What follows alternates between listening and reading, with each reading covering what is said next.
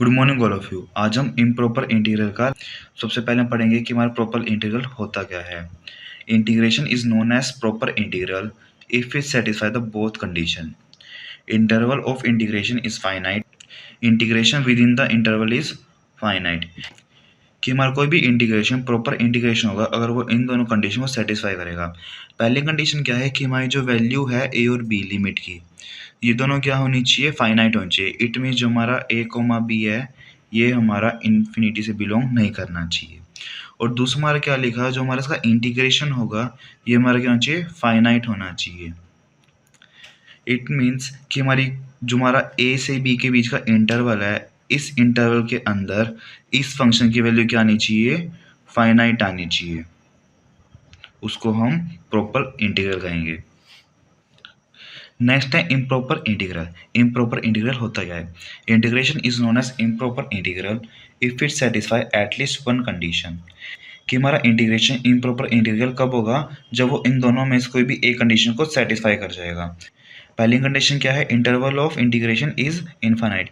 कि हमारा जो इंटीग्रेशन है उसका जो इंटरवल होगा, लिमिट होगी, वो कोई भी लिमिट इनफाइनाइट होगी। अब इसमें हमारी क्या है, अपर लिमिट इनफाइनाइट है, इसमें लोअर लिमिट इनफाइनाइट है, और इसमें हमारी दोनों लिमिट इनफाइनाइट है। तो इनमें से कोई भी वे के अंदर हमारी लिमिट गिवन होगी तो वो हमारा क्या होगा, इम्प्रॉपर इंटीग्रल होगा। और दूसरी कंडीशन क्या है हमारी, कि इंटीग्रेशन हम करेंगे ए टू बी की लिमिट पे, उस टाइम पे क्या होगा, इनफाइनाइट होगा at any interval. It mean जो हमारे पास इंटरवल दे रखा है उस इंटरवल बीच में कोई भी वैल्यू पे अगर इसकी वैल्यू इन्फिनिटी आई तो हमारे क्या हो जाएगा, इम्प्रॉपर इंटीग्रल हो जाएगा। Mainly improper integral three kinds होते हैं। फर्स्ट काइंड जो हमारा फर्स्ट कंडीशन सेटिस्फाई करेगा, सेकंड काइंड जो हमारा सेकंड कंडीशन सेटिस्फाई करेगा, और थर्ड काइंड जो हमारे इन दोनों कंडीशन को सेटिस्फाई करेगा। नेक्स्ट टॉपिक है absolute convergence of improper integral. Absolute convergence of improper integral होता क्या है। An improper integral is said to be absolutely convergence if integration is convergent and integration of the modulus of function is also convergent. कि हमारा कोई भी integral है वो हमारा एब्सोल्यूट कन्वर्जेंस कब होगा, जब उसका इंटीग्रेशन कन्वर्जेंट हो और साथ में उसके जो फंक्शन है उसका मॉडुलस का भी इंटीग्रेशन कन्वर्जेंट आ जाए, उसको हम क्या कहते हैं, absolute convergence of improper integral कहते हैं। सिंपल वर्ड हम क्या कहते हैं, if the improper integral of modulus is convergent and the improper integral of function is convergent then it is absolute convergence of improper integral. First question है test the convergence of integral x square plus one limit tends to 0 to 2। हमें क्या करना है, इसकी convergence check करनी है। तो उसके हम क्या करेंगे, हम इसका इंटीग्रेशन कर देंगे। तो हमारा इसका इंटीग्रेशन क्या हो जाएगा, एक्स स्क्वायर है, इसकी पावर एक ऐड हो जाएगी, न्यू पावर से इसको डिवाइड कर देंगे, प्लस में कांस्टेंट है तो हम इसको एक्स से मल्टीप्लाई कर देंगे 0 to 2। अब हम इसमें क्या करेंगे, वैल्यूज़ को पुट कर देंगे। 2 पुट करेंगे, 2 to the 4, 4 to the 8, 8/3, plus में एक्स की जगह 2 आ जाएगा, माइनस में 0 + 0। तो हमारी इसकी वैल्यू क्या आ जाएगी, यहाँ हम इसका एलसीएम ले लेंगे 14/3, जो कि हमारी क्या है, फाइनाइट है। और हमारे यहाँ पे क्या है, जो लिमिट है वो भी इन्फिनिटी नहीं है, और साथ में जो हमारा इसका आंसर है वो भी क्या है, फाइनाइट आया है। तो हमारा इंटीग्रल किस टाइप का है, हमारा प्रॉपर इंटीग्रल है।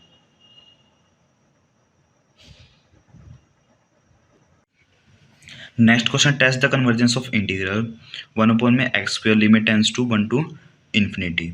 तो हम क्या करें, सबसे पहले हम इसका इंटीग्रेशन कर लेंगे। हमारी एक्स की पावर क्या है, -2 है, इंटीग्रेशन 1 to इन्फिनिटी।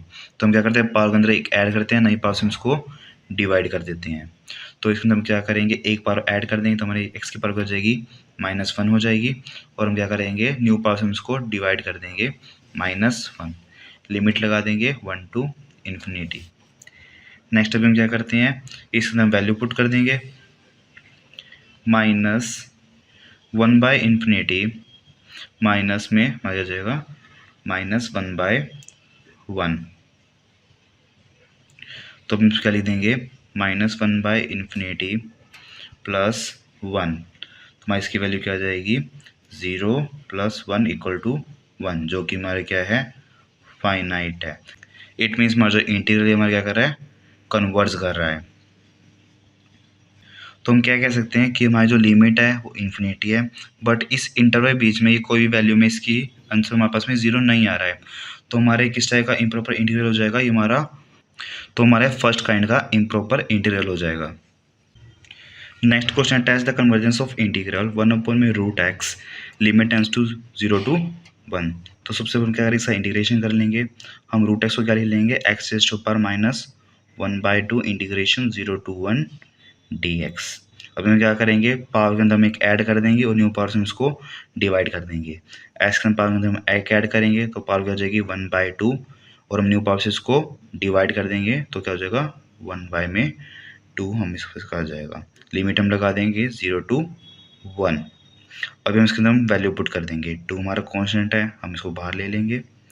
√1 माइनस √0, इसकी वैल्यू क्या हो जाएगी 2 × 1 - 0, इसका आंसर क्या 2, जो कि हमारा क्या है फाइनाइट है। इट मीन्स हमारा जो ये इंटीग्रल है हमारा क्या कर रहा है, कन्वर्ज कर रहा है। बट हमारी लिमिट क्या है, फाइनाइट है। पर हम इसको चेक करें, अगर हम लिमिट के अंदर हम यहाँ पे 0 पुट करें तो 1/में √0, इसकी वजह की 1/में 0, इसकी वैल्यू क्या होती है इन्फिनिटी होती है। इट मीन्स इसके बीच में हमारे पास में एक ऐसा नंबर है जिस पे इसकी वैल्यू क्या आ रही है, इन्फिनिटी आ रही है, तो हमारा क्या हो जाएगा सेकेंड काइंड का ये हमारा इम्प्रॉपर इंटीग्रल हो जाएगा। Next question, test the convergence of integration 0 to ∞ 1 में x²। सबसे पहले हम इसका इंटीग्रेशन कर लेंगे। x की पावर क्या है -2 है, इंटीग्रेशन 0 to ∞ dx। हम क्या करेंगे, पावर में हम एक ऐड कर देंगे और न्यू पावर से हम इसको डिवाइड कर देंगे।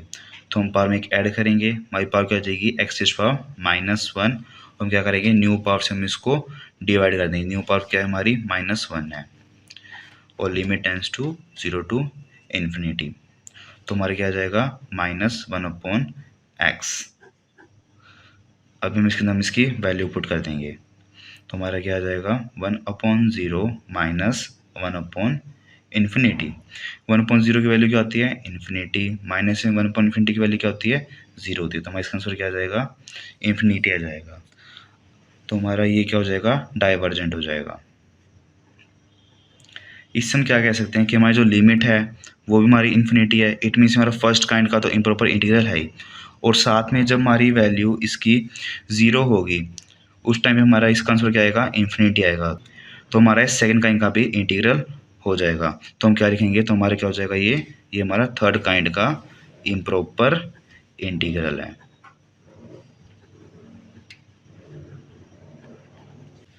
फर्दर जो से क्वेश्चन है वो सीक्वेंस एंड सीरीज की इंटीग्रल टेस्ट से सेम है, तो आप वहाँ से जाकर आप उनको रिवाइज कर सकते हैं। बीटा फंक्शन कि बीटा फंक्शन होता क्या है। If m is greater than 0 and n is greater than 0 then beta function of m comma n is equal to integral of x raised to power m minus 1 minus x raised to power n minus 1 respect to x। इसको हम क्या कहते हैं beta function of m comma n कहते हैं। इसको हम denote कैसे करते हैं, beta bracket m comma n से हम इसको डिनोट करते हैं। अब हम बीटा फंक्शन को y की फॉर्म में कैसे लिख सकते हैं, हम x को लेट कर लेंगे कि हमारा x क्या है 1 माइनस y है, दोनों का डिफ्रेंशिएशन कर लेंगे तो हमारा क्या आ जाएगा dx equal to minus dy आ जाएगा। जब हमारी x की वैल्यू 0 होगी उस टाइम हमारी y की वैल्यू क्या हो जाएगी 1 हो जाएगी, पर जब हमारे x की वैल्यू 1 होगी उस टाइम हमारी y की वैल्यू क्या हो जाएगी 0 हो जाएगी। तो हम क्या करेंगे इसकी वैल्यू इसके अंदर पुट कर देंगे तो हमारा ओवरऑल आंसर क्या आ जाएगा integration 0 to 1 of 1 minus y raise to power m minus 1 and y raise to power n minus 1 respect to y आ जाएगा। नेक्स्ट हम पढ़ेंगे प्रॉपर्टीज ऑफ बीटा फंक्शन कि अगर हमारी कोई भी इक्वेशन बीटा फंक्शन की फॉर्म के अंदर है तो हम उसके ऊपर कौन कौन सी प्रॉपर्टी अप्लाई कर सकते हैं। सिमेट्री ऑफ बीटा फंक्शन कि हमारा beta function of m comma n किसके बराबर होगा, beta function of n comma m के बराबर होगा। कि हमारा beta function of m comma n की वैल्यू इसके बराबर होते हैं, हम इससे उसकी वैल्यू फाइंड आउट कर सकती हैं। वहीं पे हमारी इक्वेशन बीटा फंक्शन फॉर्म में होगी तो हम उसकी वैल्यू इस फॉर्मूले से भी फाइंड आउट कर सकते हैं।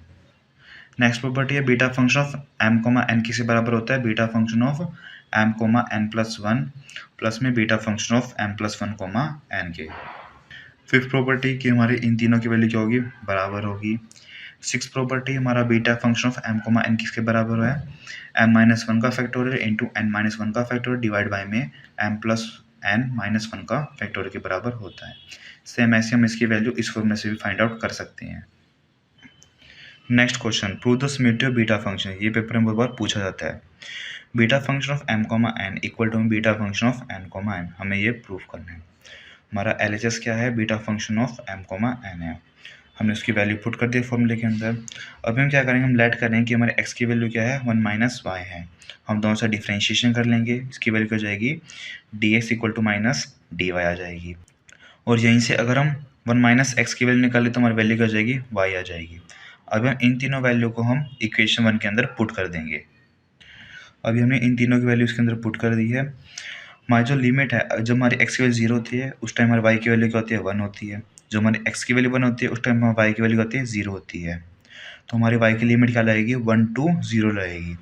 बट हमने लिमिट 0 to 1 लगाई तो हमारे माइनस कॉमन आ जाएगा। तो हमारे यहाँ पे dy के माइनस से ये वाला माइनस क्या हो जाएगा, कैंसिल आउट हो जाएगा। नेक्स्ट हम y के टर्म को हम आगे लिख लेंगे थोड़ा सिंप्लीफिकेशन के लिए। तो हमारी क्या आ जाएगी, y raise to power n minus 1, 1 minus y raise to power m minus 1। ये हमारा किसका फॉर्मूला है, beta function of n comma m का है, जो कि हमारा क्या है, RHS है। Hence prove the beta function of m comma n equal to beta function of n comma m। Topic है गामा फंक्शन, कि गामा फंक्शन होता क्या है। Any function in the form of integral of e raised to minus x multiply by में x raised to power n minus 1 with respect to x where n is greater than 0 is known as gamma function। कि अगर हमारा कोई भी function इस form के अंदर होगा और वहाँ पे अगर n की वैल्यू ग्रेटर देन 0 होगी, उस फंक्शन को हम गामा फंक्शन कहेंगे। गामा फंक्शन को हम इस सिंबल से डिनोट करते हैं। नेक्स्ट, गामा ऑफ 1 की वैल्यू क्या होती है, हमारी 1 होती है। एंड गामा फंक्शन ऑफ 1/2 की वैल्यू क्या होती है, पाई/2 होती है। ये हमारी आगे बहुत ज़्यादा वैल्यूज यूज़ होगी। फॉर एग्जांपल हमें एक इक्वेशन गिवन है, अभी हमें पता चल रहा है कि हमारा क्या है, गामा फंक्शन की फॉर्म के अंदर है। तो हम इसको कैसे नोट करेंगे, यहाँ पे n की वैल्यू क्या है, n माइनस 1। यहाँ n माइनस 1 की वैल्यू क्या है, 3/2 है। तो हम यहाँ से n की वैल्यू निकाल लेंगे। 1 यहाँ माइनस में, इस वजह प्लस में हो जाएगा। तो +1 करेंगे, एलसीएम में बस की वैल्यू हो जाएगी 5/2। 5/2 हमारा 1 से बड़ा है, तो ये हमारा क्या है, गामा फंक्शन इस पे अप्लाई हो सकता है। तो हम क्या लिख देंगे, गामा ऑफ, यहाँ पे n की वैल्यू लिखनी होती है, n की वैल्यू क्या है, 5/2, गामा ऑफ 5/2। नेक्स्ट है प्रॉपर्टीज ऑफ गामा फंक्शन, कि गामा फंक्शन ऑफ 1 की वैल्यू क्या होती है, 1 होती है। गामा ऑफ n+1 को हम कैसे लिख सकते हैं, n into gamma of n लिख सकते हैं। एंड गामा ऑफ n+1 की वैल्यू कहाँ से फाइंड आउट हो सकती है, फैक्टोरियल ऑफ n से। फॉर एग्जाम्पल अभी हम गामा ऑफ 5/2 की वैल्यू फाइंड आउट करेंगे। गामा ऑफ 5/2 को हम कैसे लिख सकते हैं, अगर हम इसमें से 1 कॉमन ले लें तो हम इसको क्या लिख सकते हैं, 3/2 + 1। तो यहाँ से हमारा क्या आ जाएगा, 3/2 gamma of 3/2 from this property. ऐसे हम इसमें से एक और कॉमन ले लेंगे, तो 3/2 गामा ऑफ 1/2 + 1। तो हमारे से 1/2 और कॉमन आ गया, तो हम इसको क्या लिख देंगे, 3/4 गामा ऑफ 1/2। गामा 1/2 वैल्यू क्या होती है, पाई। तो इसका आंसर क्या आ जाएगा, 3/4 पाई। सेम ऐसे हमारा नेक्स्ट क्वेश्चन क्या है, गामा ऑफ 7। गामा ऑफ 7 की वैल्यू हम कैसे निकालते हैं, n फैक्टोरियल से। तो इसका आंसर क्या जाएगा, 7 फैक्टोरियल। और हमारी 7 फैक्टोरियल की वैल्यू क्या होती है, 5040। मेनली हम gamma function beta function use करते हैं कोई भी इम्प्रॉपर इंटीग्रल को इजीली सॉल्व करने के लिए। अभी हम पढ़ेंगे relationship between beta and gamma function, कि हमारा बीटा फंक्शन और गामा फंक्शन के बीच में रिलेशनशिप है क्या। तो हमारा beta function of m comma n किसके बराबर होता है, gamma of m multiply by में gamma of n divide by में गामा फंक्शन ऑफ n+n। अभी हम इसको प्रूव करेंगे, इसकी डेरिवेशन करेंगे। गामा फंक्शन ऑफ m की वैल्यू हमारी क्या आ जाएगी, हम फॉर्मूले से फाइंड आउट कर लेंगे, integration of e raise to minus t into t raise to power m-1 with respect to x। अब हम क्या करेंगे, t की जगह हम x स्क्वायर पुट कर देंगे, दोनों साइड डिफरेंशिएशन करेंगे, तो हमारी वैल्यू क्या जाएगी, dt इक्वल टू में 2x dx। अब हम इन दोनों वैल्यू को इसके अंदर पुट कर देंगे।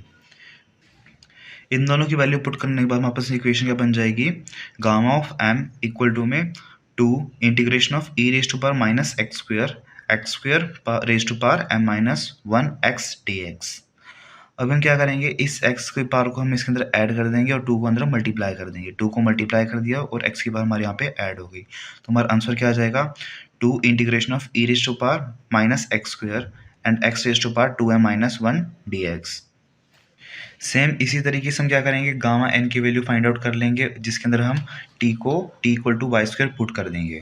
तो हमारी वैल्यू क्या आ जाएगी, सेम बस इसमें क्या करना है, एम की जगह एन को एक्सचेंज करना है और एक्स की जगह वाई को एक्सचेंज कर देंगे। हमारी इक्वेशन क्या बन जाएगी, gamma of n equal to में 2 integration of e raise to power minus y square y raise to power 2n-1 d y. अभी हम क्या करेंगे, इक्वेशन 3 और 4 गामा एन गामा एन को मल्टीप्लाई कर देंगे। तो हमारी इक्वेशन बन जाएगी 4 double integration of e raise to minus x square plus y square x raise to power 2n-1 y raise to power 2n-1 d x d y. ये हमारी fifth equation हो जाएगी। अभी हम क्या करेंगे, इसमें जो वेरिएबल्स हैं उनको हम पोलर कोऑर्डिनेट्स के अंदर चेंज कर देंगे, मतलब कि थीटा और आर के फॉर्म के अंदर। एक्स को हम आर कोस थीटा से एक्सचेंज कर देंगे, वाई को आर साइन थीटा से, x square plus y square को हम आर स्क्वायर लिख देंगे और डी एक्स डी वाई को हम आर डी थीटा लिख देंगे। अभी हम इसकी वैल्यू इसके अंदर पुट कर देंगे तो हमारी ये इक्वेशन आ जाएगी। नेक्स्ट हम क्या करते हैं, हम इस इक्वेशन को दो पार्ट में डिवाइड कर देते हैं। हमारा जो दोनों इंटीग्रल है हम उनको सेपरेट कर देंगे। तो हम यहाँ पे आर का इंटीग्रल सेपरेट कर दिया है, हमने 4 को भी 2 × 2 के अंदर सेपरेट कर दिया है। यहाँ पे हमारा आर का इंटीग्रल है e raise to power minus r square r raise to power 2 × m+n-1 multiply by में 2 × integration of 0 to π/2 cos theta 2m-1 and sin theta 2n-1 d theta. अब हम क्या करेंगे, हम इस इक्वेशन को 7 की फर्स्ट इक्वेशन मान लेंगे, इसको हम 7 की सेकंड इक्वेशन मान लेंगे। तो हमारा gamma of m into gamma of n किसके बराबर हो जाएगा, 7i इंटू 7 2। अभी हम 7i इक्वेशन को सोल्व करेंगे। तो सबसे पहले हम क्या करेंगे, आर यू को हम सब्स्टिट्यूट कर देंगे u से, दोनों साइड हम डिफरेंशिएशन करेंगे, हमारी वैल्यू क्या जाएगी डी यू इक्वल टू में 2r dr। हम इनकी वैल्यू को सब्स्टिट्यूट कर देंगे, हमारी वैल्यू क्या जाएगी, यहाँ से हम 2r dr को हम किसी कन्वर्ट कर देंगे, डी में कन्वर्ट कर देंगे और आर स्क्वायर की हम यहाँ पे जगह क्या लिख देंगे, u पुट कर देंगे। तो हमारी इक्वेशन बन जाएगी integration of e raise to minus u raise to power m+n-1 du। ये हमारा किसका फॉर्मूला हो गया, गामा फंक्शन ऑफ m+n का हो गया। ऐसे ही हम 7th की सेकेंड इक्वेशन को हम सोल्व कर लेंगे, जो कि क्या है 2 integration of 0 to π/2 cos theta 2m-1 sin theta 2n-1 d theta. तो हम क्या करेंगे, साइन स्क्वायर थीटा को हम सब्स्टिट्यूट कर देंगे एक्स से, दोनों साइड हम डिफरेंशिएशन कर लेंगे, वैल्यू क्या जाएगी डी एक्स इक्वल टू में 2 sin theta cos theta D theta. हमारा जो एक इक्वेशन होती है कि हमारा साइन स्क्वायर थीटा प्लस में कोस स्क्वायर थीटा की वैल्यू क्या होती है 1 होती है। तो यहीं से हम क्या निकाल लेंगे, कोस स्क्वायर थीटा की वैल्यू फाइंड आउट कर लेंगे, जो क्या आ जाएगी 1 - x आ जाएगी। हमारी जो लिमिट थी 0 to π/2 हमारी किस में चेंज हो जाएगी, 0 to 1 के अंदर हमारी लिमिट चेंज हो जाएगी। अब हम क्या करेंगे, इन तीनों की वैल्यू हम इसके अंदर सब्स्टिट्यूट कर देंगे। हमारी जो पावर है 2m-1, अगर हम इसमें से 2 कॉमन ले तो हम इसको कैसे लिख सकते हैं, 2 × m-1 + 1। तो हमारा जो +1 है यहाँ से हमारा क्या आ जाएगी, साइन थीटा कोस थीटा हमारा कॉमन आ जाएगा और 2 हमारा मल्टीप्लिकेशन है तो हम इसको dx लिख देंगे और जो हमारा साइन स्क्वायर थीटा की जगह हम इसकी वैल्यू को सब्स्टिट्यूट कर देंगे। तो हमारी इक्वेशन क्या बन जाएगी, integration 0 to 1 x raise to power m-1 and x raise to power n-1 dx। ये हमारा किसकी फॉर्म में आ चुका है, बीटा फंक्शन की फॉर्म में आ चुका है। तो हम इसको क्या लिख देंगे, beta function of n, n। Beta function property क्या होती है कि हमारा सिमेट्री फंक्शन होता है, तो हम इसको क्या लिख देंगे, beta function of m, n भी हम इसको लिख सकते हैं। अभी हम क्या करेंगे, 7i और 7 की वैल्यू को हम इक्वेशन 8 के अंदर क्या करेंगे, सब्स्टिट्यूट कर देंगे। तो हमारी इक्वेशन बन जाएगी gamma function of m into gamma function of n equal to में gamma function of m+n equal multiply by में beta function of m, n। अब हम क्या करेंगे, बीटा फंक्शन हम एक साइड लिख लेंगे, तो हमारा क्या बन जाएगा, beta function of m, n equal to में गामा m इंटू में गामा n डिवाइड बाय में गामा फंक्शन ऑफ m+n। ये हमारा beta function and gamma function का रिलेशन आ गया है। Thanks for watching. If you have any doubt you can comment down in the comment box. Thank you.